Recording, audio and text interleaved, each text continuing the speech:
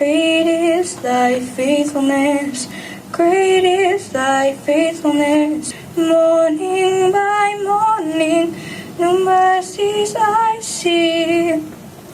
All I have needed and have thy provided. Great is thy faithfulness, Lord, unto me.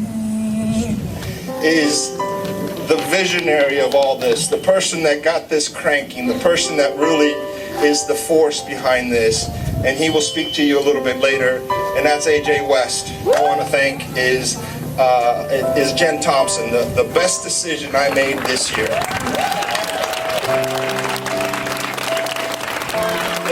The best decision I made this year is when I looked around at the first construction meeting and I said, she's not here, she needs to be here. And we invited her in, and thank goodness, because everything you see in there was from her blood, sweat, and tears, and the work that she has done here. The teachers follow her, they love her, they're really, they've worked so hard here, and she's the driving force behind that. There's so many other people that I'd love to thank, and I will, individually.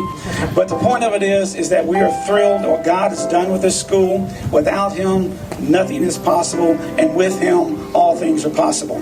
So we just ask that you enjoy this, and that as you get inside, you look at it, and you just be amazed at what your children are going to be able to do this year.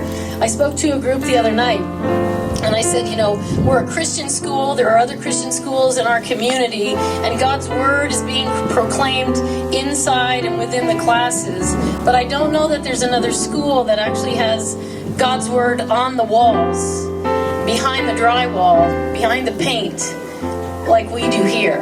I can go to a corner of my office and touch the wall, and what I wrote there was, Jesus is our cornerstone. So I can stand there and I know that's written there, and it helps remind me and reminds all of us. So again, I want to thank you all for the prayers, for the sacrificial giving that you've given for us to open this door. There's nothing more exciting going on.